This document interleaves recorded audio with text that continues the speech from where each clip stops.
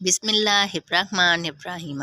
हज़रत अबू हुरैरा रज़ी अल्लाह ताला अन्हो से रिवायत है कि रसूल अल्लाह सल्लल्लाहु अलैहि वसल्लम ने फरमाया, 3 शख्स ऐसे हैं कि अल्लाह ताला क़यामत के दिन इनसे कलाम नहीं फरमाएगा, ना इनको देखेगा और ना इनको पाक ही करेगा, और इनके लिए दर्दनाक अज़ाब होगा। एक वो आदमी जिसके यहाँ गुज़रगाह के पास इसकी ज़रूरत से फालतू पानी है, लेकिन वो मुसाफिर को पानी लेने से रोक दे।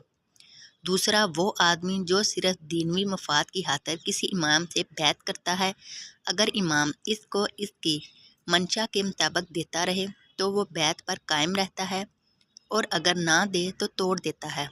तीसरा वो शख्स जो किसी आदमी से असर के बाद सामान का भाव करता है और अल्लाह की कसम खाकर कहता है कि इस सामान के बदले इसे इस कदर रकम मिलती थी, हालांकि इसे इतनी रकम नहीं मिलती थी। दूसरा इसकी तस्दीक कर देता है और सामान खरीद लेता है। सुन्ने नसाई, हदीस नंबर 4467। हज़रत कैस बिन अबी गज़ा रज़ी अल्लाह ताला अन्हो से रवायत है कि हम मदीना मुनव्वरा में गले वगैरह की फ़रोख्त किया करते थे और हम अपने आप को सिमसार कहा करते थे। लोग भी हमें इसी लफ्ज़ से मासूम करते थे। हत्ता कि एक दिन रसूल अल्लाह सल्लल्लाहु अलैहि वसल्लम हमारे यहाँ बाज़ार में तशरीफ़ लाए और हमें ऐसे नाम से पुकारा जो हमारे रखे हुए नाम से बदरजा बेहतर था।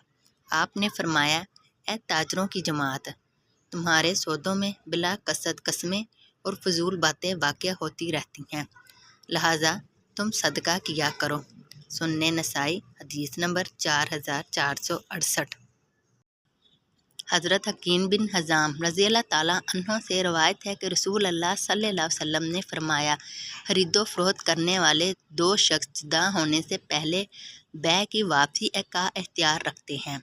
अगर वो हर बात वाज़िया बयान कर दे और सच बोले तो इनकी बै में बरकत होगी, और अगर वो झूठ बोले और सूरत हाल को छुपाए तो इनकी बै से बरकत उठ जाएगी।